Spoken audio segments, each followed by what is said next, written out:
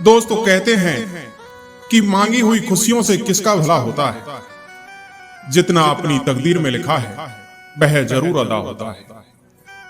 दोस्तों आज की ये कहानी एक राजा और चार दुनिया के सबसे बेहतरीन चोरों के जीवन पर आधारित है। दोस्तों माधवगढ़ नाम के एक राज्य में एक ऐसा राजा राज्य करता था जो अपनी प्रजा को अपनी संतान की तरह मानता था। उसके राज्य में कोई भी व्यक्ति भूखा नहीं सोता था। कोई ऐसा अनाथ नहीं था जिसको सहायता ना मिले। और इतना ही नहीं, वह राजा अपनी प्रजा का हाल चाल जानने के लिए रात के समय जब सारा नगर गहरी नींद में सो जाता था, वह राजा एक आम आदमी के कपड़े पहनकर अपने चेहरे पर कुछ धूल मिट्टी लगा लेता और फिर चुपचाप महल के पिछले दरवाजे से बाहर निकल जाता। कोई उसे भिखारी समझता तो कोई उसे गरीब किसान, बंजारों की गलियों से लेकर गरीबों की बस्ती तक वह राजा रात के अंधेरे में हर जगह घूमता, हर किसी की बातें सुनता। अगर कहीं किसी पर कोई अत्याचार हो रहा होता या फिर कोई भूख से तड़प रहा होता तो राजा के दिल में बेचैनी बढ़ जाती। और अगले ही दिन सुबह जब राजा अपनी शाही पोशाक पहनकर वह फिर से अपने सिंहासन पर बैठता तो वह उन घटनाओं और उन लोगों के साथ न्याय करता जो उसने रात में देखे थे। उस राजा के बारे में यह हर कोई जानता था कि उनका राजा बहुत ही दयालु है, लेकिन कुछ खास वफादार मंत्री ही यह जानते थे कि राजा रात के समय अपना भेष बदलकर शहर की गलियों में घूमता है और प्रजा के सुख दुख को देखता है। यह सिर्फ उस राजा का राज्य पर राज करने का तरीका नहीं, बल्कि ऐसा करके वह लोगों के दिलों में राज भी करता था। एक रात राजा रोज की तरह ही अपने नगर की गलियों में भेष बदलकर घूम रहा था। ठंडी ठंडी हवा चल रही थी। सभी लोग अपने घरों में चैन की नींद सो रहे थे। घरों के दीपक बुझ चुके थे। हर गली हर मोड़ पर राजा की नजर थी कि कहीं कोई भूखा तो नहीं, कहीं कोई मजबूर तो नहीं, कहीं किसी पर कोई अत्याचार तो नहीं हो रहा। राजा एक अंधेरी गली से गुजर ही रहा था कि अचानक उसके कानों में धीमे धीमे सुर में बात करने की आवाज सुनाई पड़ी। उसके कदम वहीं रुक गए और वह बड़े ही गौर से उन आवाजों को सुनने लगा। उसने आवाज की दिशा में जाकर देखा तो गली के कोने में चार लोग बड़े ही खुफिया तरीके से आपस में कुछ बातें कर रहे थे। राजा धीरे धीरे उनके नजदीक गया और फिर छिपकर उनकी बातें सुनने लगा। वे चारों असल में शहर के सबसे शातिर और चालाक चोर थे। उनके नाम रंगा, बिल्ला, चमन और फकीरा थे। यह चारों किसी के घर में चोरी करने की योजना बना रहे थे। बिल्ला जो सबसे चालाक था, वह अपनी धीमी आवाज में बोला कि हमें इस बार बड़ी चालाकी से काम लेना होगा। पिछली बार कुछ गलतियां रह गई थी, लेकिन इस बार हमें कोई सबूत नहीं छोड़ना है। उसकी बात सुनकर चमन ने कहा कि बिल्कुल ऐसा ही होगा। आज शहर के सबसे अमीर व्यापारी का सारा माल हमारी झोली में होगा। बस हमें वक्त का बिल्कुल सही अनुमान लगाना है। उनकी बात सुनकर फकीरा बोला कि मैंने सुना है कि यहाँ के राजा ने अपने जासूस छोड़ रखे हैं और वह खुद भी किसी गरीब के भेष में घूमता रहता है। फकीरा की बात सुनकर रंगा ने हंसते हुए कहा, अरे भला राजा हमारा क्या करेगा? वह तो इस समय महल में बड़े आराम से सो रहा होगा। हमें मौका मिले तो हम तो राजा के सैनिकों को भी चकमा दे सकते हैं। राजा उन चारों की बातें बड़े ध्यान से सुन रहा था। अब उसे पूरा यकीन हो चुका था कि शहर के शातिर चोरों की टोली यही है। मगर सवाल यह था कि राजा इन्हें रंगे हाथों कैसे पकड़े। अब रात और गहरी होती जा रही थी। वह गली बिल्कुल सुनसान थी, मगर दूर कहीं पर कुत्तों के भौंकने की आवाज आ रही थी। राजा अब और ज्यादा इंतजार नहीं कर सकता था। उसने अपनी कमर सीधी की, चेहरे पर एक मुस्कुराहट लेकर वह धीरे धीरे उन चोरों के नजदीक जाने लगा। राजा ऐसे चलने का नाटक करने लगा जैसे कोई आवारा आदमी या फिर किसी दूसरे शहर का कोई अजनबी मुसाफिर हो। राजा उनके पास पहुंचा और बोला, अरे भाइयों, यहां पर क्या चल रहा है? रात के इस शहर में, इस सुनसान गली में खड़े होकर क्या कोई शिकार पकड़ने की तैयारी हो रही है? अचानक से अंधेरे में किसी अजनबी आदमी की आवाज सुनकर वह चारों चोर थोड़ा घबरा गए। लेकिन जब उन्होंने देखा कि यह साधारण सा आदमी मैले कपड़ों में लिपटा हुआ है, तब वह थोड़ा बेफिक्र हो गए। चमन, जो कि चोरों का सरदार था, आंखें तान कर बोला कि तू कौन है और तुझे क्या लेना देना कि हम कौन हैं और क्या करने वाले हैं? राजा हल्के से हंसा और अपने फटे पुराने कपड़ों की तरफ इशारा करते हुए बोला, अरे भाइयों, मैं भी तो तुम्हारे ही तरह हूं। कौन कहता है कि सिर्फ तुम इस शहर में अकेले उस्ताद हो? मैं भी एक जमाने से यही काम कर रहा हूं, जो काम तुम लोग करने की योजना बना रहे। बस मेरी किस्मत ने मेरा साथ नहीं दिया, वरना मैं इस वक्त किसी शाही महल में आराम कर रहा होता। चोरों के सरदार ने शक भरी नजरों से देखते हुए पूछा, अच्छा तो फिर बताओ कि तुमने अब तक कौन कौन से बड़े काम किए? राजा ने एक गहरी सांस लेते हुए कहा कि अरे भाई, बड़े काम तो मैं नहीं बताऊंगा, मगर इतना कह सकता हूं कि मैंने ऐसे ऐसे बड़े बड़े शिकार किए हैं कि वह सुनकर तुम्हारी रूह कांप जाएगी। एक बार तो मैंने शाही खजाने में हाथ साफ करने की सोची थी, मगर उस वक्त मैं पकड़ा गया। बिल्ला ने हंसते हुए कहा कि तू तो कुछ ज्यादा ही ऊंची उड़ान भर रहा है। उनकी बात सुनकर दूसरे ने जोरदार ठहाका लगाते हुए कहा कि अगर तू इतना ही बड़ा चोर है तो इस बात का सबूत दे। तब राजा ने बड़ी ही चालाकी से उनकी आंखों में आंखें डालते हुए कहा कि भाई, सबूत तो काम के बाद दिया जाता है। अगर आज की रात तुम लोग मुझे अपने दल में शामिल कर लो तो मैं अपनी काबिलियत तुम्हें दिखा दूंगा। चारों अब एक दूसरे की तरफ देखने लगे। कुछ देर तक चुप्पी छाई रही और फिर चोरों के सरदार ने एक हल्की सी मुस्कान के साथ सिर हिलाया और बोला, ठीक है, आज की रात तुम्हारी परीक्षा है। अगर तुम उस पर खरे उतरे तो फिर तुम्हारे साथ हो जाएंगे, वरना अपने जीवन की चिंता तुम खुद करना। राजा ने अभी तक बड़ी ही चालाकी से अपनी पहचान छुपाए रखी थी। राजा ने उन लोगों की बातों में दिलचस्पी दिखाते हुए कहा कि अच्छा भाइयों, जब मैं तुम्हारा साथी ही बनने वाला हूं तो मुझे यह पता होना चाहिए कि तुम लोगों में ऐसे कौन से गुण हैं, ऐसी कौन सी खासियत है जो तुम इतने बेफिक्र होकर चोरियां करते हो। आखिर जब बड़ा हाथ मारना ही है तो हम सबको अपनी अपनी खासियत का पता होना चाहिए। चारों चोरों ने एक दूसरे की तरफ देखा। बिल्ला सबसे पहले आगे बढ़ा और बोला कि मेरे अंदर एक बहुत ही खास गुण है। मैं किसी भी जगह खड़ा होकर सिर्फ सुनकर बता सकता हूं कि सोना, चांदी और कीमती खजाना कहां पर छुपा हुआ है। मुझे सोने चांदी की महक दूर से ही महसूस हो जाती है। इसलिए जब भी कोई बड़ा खजाना चुराना होता है तो मेरी नाक सबसे पहले काम आती है। राजा ने उसकी तरफ देखा और फिर बोला, वाह, तुम्हारे अंदर तो बड़े ही काम का गुण है।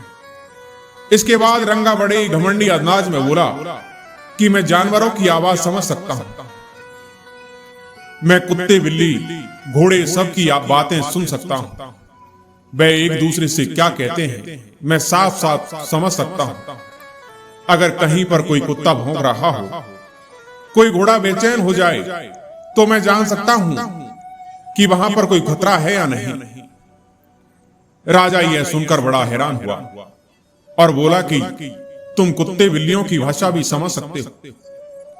रंगा ने मुस्कुराते हुए सिर हिलाया और कहा, बिल्कुल। अब बारी थी चमन की। उसने अपनी जेब से एक छोटी सी तार निकाली और बड़े घमंड से बोला कि मैं इस तार से बिना चाबी के कोई भी ताला खोल सकता हूं, चाहे वह ताला लोहे का हो या पीतल का हो या फिर शाही खजाने का सबसे मजबूत ताला हो। मेरे हाथ में आते ही सारे ताले खुल जाते हैं। राजा ने चुटकी लेते हुए कहा, तो भाई तुम्हारे हाथों में तो जादू है। अब सबसे आखिर में बारी आई फकीरा की। उसके चेहरे पर एक अजीब सी मुस्कान थी। वह बोला कि मेरा गुण सबसे खतरनाक और काम का है। मैं एक बार किसी आदमी को अंधेरे में देख लूं तो फिर उसे दोबारा पहचानने में कभी गलती नहीं करता, चाहे वह अंधेरे में कितनी भी छुपने की कोशिश करे, पर मेरी आंखें उसे फिर भी पहचान लेती है। राजा ने हैरान होते हुए कहा, अच्छा, तो इसका मतलब रात में अगर किसी को तुम देख लो तो सुबह वह लाख छुपने की कोशिश करने के बावजूद भी तुम्हारी नजरें उस आदमी को पहचान ही लेती है। फकीरा मुस्कुराया और बोला, हां। उनकी बातें सुनकर राजा अब यह समझ चुका था कि यह चारों चोर कितने हुनरमंद और शातिर हैं, मगर साथ ही साथ राजा अपने मन में एक योजना भी बना चुका था। उसने हल्के से मुस्कुराते हुए कहा, तो फिर इसका मतलब हमारी टोलियां बहुत ही जबरदस्त हैं। तो बताओ कि आज की रात किसे निशाना बनाना है। उन चारों चोरों ने अपने अपने गुण और खासियत तो बता दिए थे, मगर उनकी आंखों में अब एक सवाल था। फकीरा ने हल्के से मुस्कुराते हुए पूछा कि अच्छा, हम सब ने तो अपने अपने गुण तुम्हें बता दिए, मगर तुमने तो अभी तक अपने बारे में कुछ नहीं बताया। तुम भी बताओ कि तुम्हारे अंदर कौन सी खास बात है। राजा ने कहा कि भाइयों, मेरे अंदर जो गुण है वह कुछ अलग है और वह बड़ा ही अनोखा है। अगर हम लोग कभी किसी मुसीबत में फंस जाएं या फिर पकड़े जाएं, तो मेरी आंखों के एक इशारे से हम लोगों की सजा भी टल सकती और जान भी बच सकती, सजा माफ हो सकती। फकीरा बोला कि यह तो बड़े कमाल का गुण है। इसका मतलब अगर हम चोरी करते हुए कभी पकड़े भी जाएं तो हम बच सकते हैं। तब उनमें से एक बोला कि भाई, हम में से सबसे अच्छा और सबसे फायदे का गुण तो तुम्हारे ही अंदर है। अगर तुम हमारे दल में आ जाओ तो हमें किसी चीज की कोई चिंता नहीं रहेगी। राजा ने कुछ सोचते हुए कहा कि भाइयों, इन छोटी मोटी चोरियों से कुछ हासिल होने वाला नहीं। अगर अपनी पूरी जिंदगी आराम से गुजारना चाहते हो तो सीधा राजा के राज खजाने पर हाथ साफ करो। वहां पर इतनी दौलत मिल जाएगी कि फिर दोबारा कभी किसी चीज की कमी नहीं रहेगी। पूरी जिंदगी आराम से बैठकर खाएंगे। यह बात सुनकर उन चारों चोरों की आंखों में लालच चमकने लगा। चोरों के सरदार ने जोश में कहा, हां, यही सही रहेगा। हमें एक ही बार में इतना माल मिल जाएगा कि दोबारा कभी चोरी नहीं करनी पड़ेगी। वह चारों चोर राजा की इस योजना पर काम करने के लिए तैयार हो गए। अब राजा अंदर ही अंदर बहुत खुश था कि यह चारों चोर उसकी चाल में फंस गए।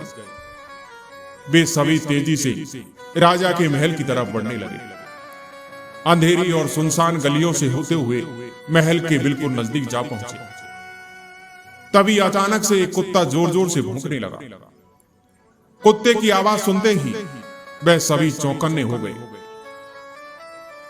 चमन ने तभी रंगा की तरफ देखा, क्योंकि रंगा ही था जो जानवरों की भाषा समझता था। चमन बोला कि यह कुत्ता क्या कह रहा है, क्या यहां पर कोई खतरा तो नहीं है। रंगा ने कुछ देर तक कुत्ते की आवाज सुनी और फिर अचानक उसका चेहरा फीका पड़ने लगा। उसकी आंखों में अजीब सा डर झलक रहा था। वह बोला कि भाइयों, यह कुत्ता कुछ बड़ी अजीब सी बात कह रहा है। उसके साथियों ने पूछा कि यह क्या बोल रहा है, जल्दी बताओ।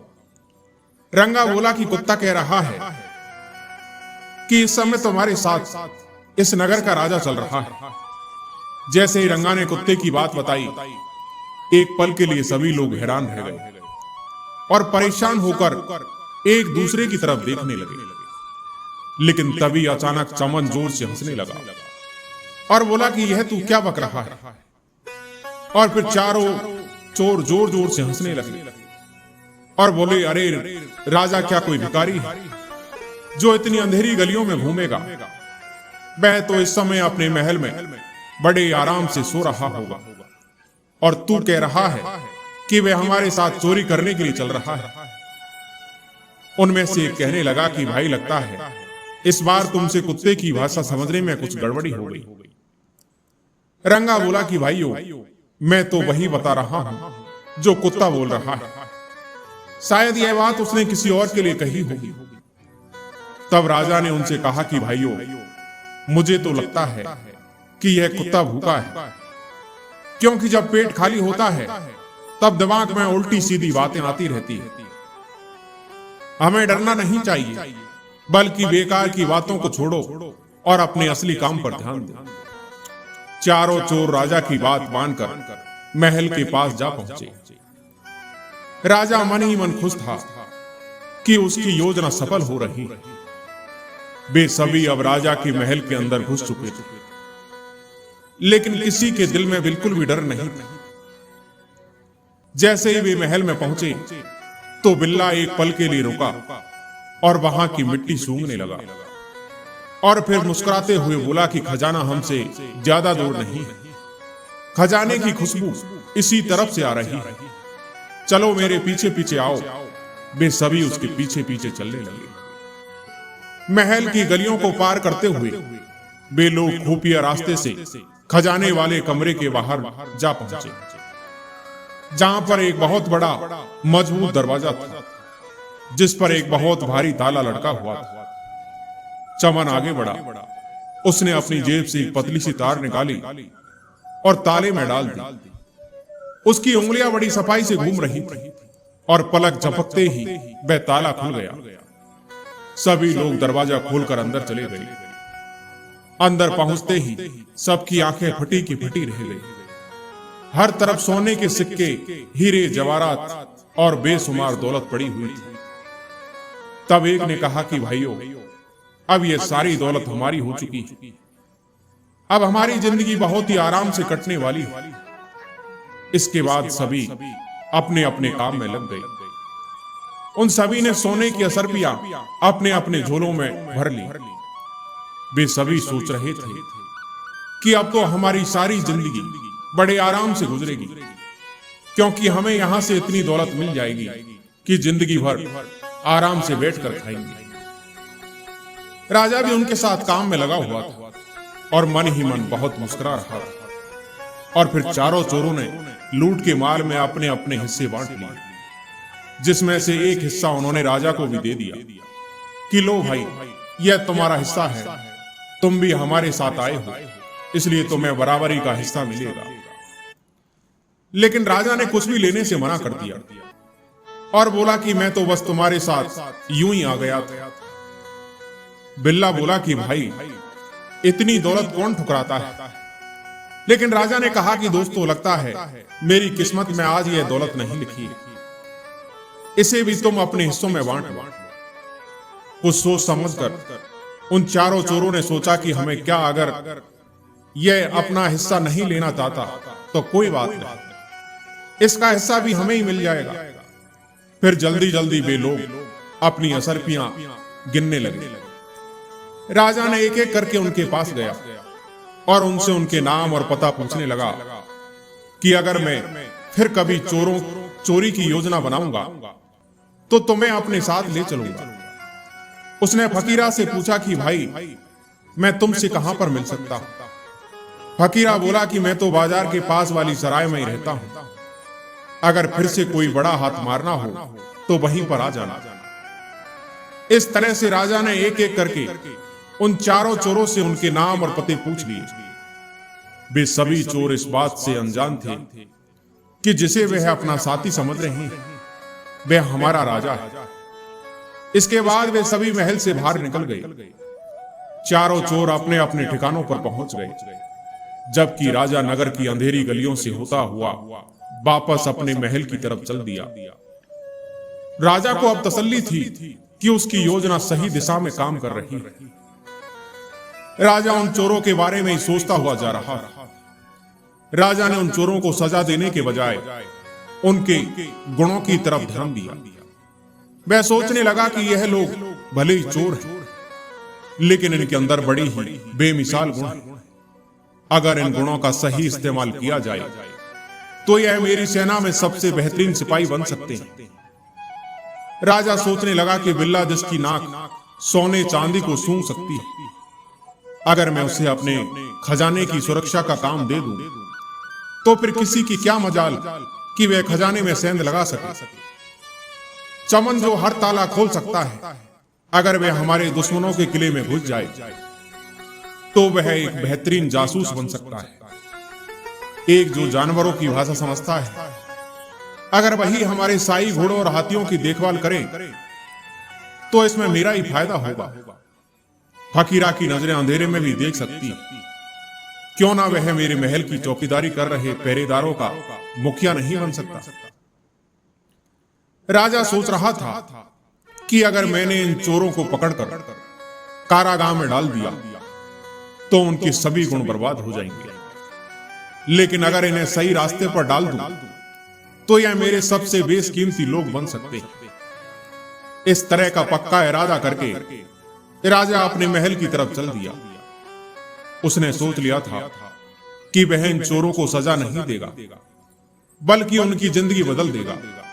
इधर सुबह हुई, सूरज निकला तो पूरे नगर में हंगामा मच चुका था कि महल से बड़ी खबर आ रही कि राजा का खजाना लूट लिया गया है। सारे मंत्री, सलाहकार और दरबारी महल के दरबार में जमा हो गए। हर तरफ बेचैनी थी, हर कोई अपनी सलाह दे रहा था। किसी ने कहा कि जरूर यह कोई बाहरी गिरोह है जो शहर के बाहर से आया है, पूरे शहर की जांच पड़ताल करनी चाहिए। किसी ने कहा कि शायद महल के अंदर का कोई आदमी इसमें मिला हुआ है। दरबार में हर कोई अपने अपने सुझाव दे रहा था, मगर असली जवाब किसी के पास नहीं था। लेकिन राजा अपने सिंहासन पर बैठा हुआ बड़ी ही शांति से यह सब कुछ सुन रहा था। फिर अचानक उसने मुस्कुराते हुए अपने हाथ उठाए और बोला कि मुझे अपने नगर के बारे में अच्छी तरह से पता है। मैं जानता हूं कि यह चोरी किसने की है और वह चोर इस वक्त कहां पर है। यह सुनकर पूरे दरबार में सन्नाटा छा गया। सारे मंत्री और सिपाही राजा की तरफ हैरानी से देखने लगे। एक मंत्री ने झुककर कहा कि महाराज, क्या सचमुच आपको चोरों के बारे में पता है? तब राजा ने बताया कि उन चोरों के नाम रंगा, बिल्ला, चमन और फकीरा है, और वह कहां रहते हैं यह भी मुझे जानकारी है। यह सुनते ही दरबार में खलबली मच गई। राजा ने अपने सिपाहियों को बुलाया और उनसे कहा कि हर एक चोर अपने अपने ठिकाने पर मिलेगा, उन्हें पकड़ो और मेरे सामने हाजिर करो। इतना कहकर राजा ने उन चारों चोरों का नाम पता सिपाहियों को बता दिया। सिपाही तुरंत हरकत में आ गए। सिपाहियों की अलग अलग टुकड़ियां शहर के अलग अलग हिस्सों में उन चोरों को पकड़ने के लिए पहुंच गई। थोड़ी देर की मेहनत के बाद चारों चोरों को पकड़कर दरबार में पेश कर दिया गया। अब चारों चोर दरबार में हथकड़ी के साथ खड़े थे। उनके चेहरे पर डर साफ दिखाई दे रहा था। वे हैरान लग रहे थे कि उनके नाम और ठिकाने इस तरह से राजा के पास कैसे पहुंच गए। राजा अपने सिंहासन पर बैठा हुआ था। उसके चेहरे पर एक रहस्यमयी मुस्कान थी। अचानक फकीरा, जो कि अंधेरे में देखने की काबिलियत रखता था, उसकी नजर राजा के चेहरे पर पड़ी। फकीरा राजा के चेहरे को बड़े गौर से देख रहा था, जैसे कि किसी पहेली का हल ढूंढ रहा हो। कुछ ही पलों में उसके चेहरे का रंग उड़ गया। उसके दिमाग में पिछली रात की पूरी घटना तेजी से घूमने लगी। वह अपने साथियों से बोला कि वही आवाज, वही अंदाज और वही चेहरा, यह तो वही आदमी है जो राजा के रूप में हमारे सामने है। यह तो हमारा 5वां साथी है जो रात को हमारे साथ खजाना लूटने के लिए आया था। यानी कि वह कुत्ता बिल्कुल ठीक कह रहा था कि वह 5वां आदमी कोई और नहीं बल्कि राजा खुद था। तीनों चोरों ने फकीरा की बातों को झुठला दिया। रंगा बोला कि तू तो पागल हो गया है। यह कैसे हो सकता है कि राजा खुद अपने राज खजाने की चोरी करवाने के लिए हमारे साथ? लगता है तूने कोई नशा कर लिया है। क्या कोई राजा अपने राज खजाने को अपने ही सामने चोरी करवाएगा? लेकिन फकीरा अब तक राजा को ही देख रहा था। वह बोला कि मैं अंधेरे में एक बार जिसे देख लूं उसे दोबारा कभी नहीं भूल सकता। मैं सच कह रहा हूं, यही हमारा 5वां साथी है। यह बोलते हुए फकीरा की आवाज अब कांपने लगी। उधर राजा अपने सिंहासन पर बैठा हुआ मुस्कुरा रहा था। मगर सवाल अब यह था कि इस बात को राजा स्वीकार करेगा या नहीं। दरबार में सभी की नजरें राजा और फकीरा पर जाती थी। फकीरा थोड़ा आगे बढ़ा। अब उसकी आंखों में किसी तरह का कोई संदेह नहीं था। उसने सीधे राजा की तरफ देखा और कहा, महाराज, मैंने कहा था कि मैं अंधेरे में जिसे एक बार देख लूं उसे दोबारा कभी भूल नहीं सकता। और आज भी मैं अपनी बात पर कायम हूं। कल रात वह आप ही थे और आपने हम सबके गुण और खासियत अपनी आंखों से देख लिए। अब हम लोग भी आपकी खासियत देखना चाहते हैं। यह सुनते ही दरबार में हलचल बढ़ गई। उनकी बात सुनकर राजा जोर जोर से हंसने लगा। उसकी हंसी पूरे महल में गूंज रही थी। लेकिन इसके बावजूद भी फकीरा के चेहरे पर किसी तरह की कोई घबराहट नहीं थी। फिर राजा ने अपने सिपाहियों की तरफ देखा। उसने अपनी आंखों का एक इशारा किया। उसका इतना करना ही था कि सिपाही फौरन उसके इशारे को समझ गए। चारों चोरों की हथकड़ी खोल दी गई। पूरे दरबार में सबकी नजरों में बस एक ही सवाल था कि आखिर यह माजरा क्या है। फिर राजा ने कहा कि इन चारों चोरों को गिरफ्तार करने की कोई जरूरत नहीं है। यह लोग चोरी नहीं बल्कि बहुत ही गुणवान आदमी है। कल रात की पूरी कहानी मैं आप लोगों को सुनाता हूं। इसके बाद राजा ने कल रात की सारी घटना अपने सभी दरबारी और मंत्रियों को सुना दी कि कैसे वह खुद चोरों के साथ चोरी करने के लिए गया और फिर एक एक करके उन चोरों के नाम और पते ठिकाने मालूम कर लिए। यह सुनते ही उन चोरों के हाथ पैर कांपने लगे। वे चारों चोर उसी वक्त राजा के कदमों में गिर पड़े और आंसू बहाते हुए उनसे माफी मांगने लगे कि हमें माफ कर दीजिए महाराज, हमने आपको पहचानने में देर कर दी। आप हमें एक मौका दीजिए, हम हमेशा आपके वफादार रहेंगे। राजा ने उन चोरों से कहा कि तुम्हारे अंदर बहुत ही अनमोल गुण है और यही काबिलियत तुम हमारे राज्य की भलाई में लगा दो तो तुमसे बढ़कर कोई हो ही नहीं सकता। अगर तुम लोग चाहो तो मैं तुम्हें तुम्हारी काबिलियत के अनुसार अपने राज दरबार में नौकरी पर रख सकता हूं। यह सुनकर चारों चोर बहुत ही प्रसन्न हुए और इसके बाद राजा ने उनमें से हर एक को उनकी खासियत के आधार पर अपने ही महल में नौकरी पर रख लिया।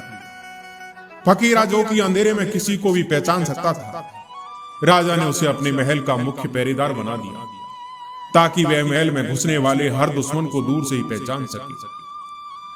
चमन, जो कि बिना चाबी के सारे ताले खोल देता था, उसे शाही खजाने का पहरेदार बना दिया।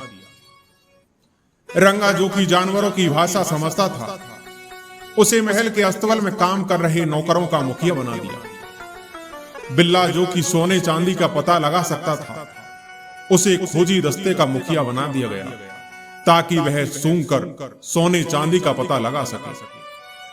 दोस्तों, इस प्रकार से अब चारों चोर जो कभी अपनी चोरी के लिए बदनाम थे, अब वह अपने गुणों के कारण राजा के सबसे खास आदमी बन चुके थे। वे चारों चोर अब राजा के सबसे वफादार और योग्य दरबारी बन गए। दोस्तों, मुझे सुनने के लिए शुक्रिया। आज की कहानी यहीं समाप्त होती है। मैं उम्मीद करता हूं कि आपको ये कहानी जरूर पसंद आई होगी। कहानी पसंद आई हो तो वीडियो को लाइक और सब्सक्राइब जरूर करें। धन्यवाद।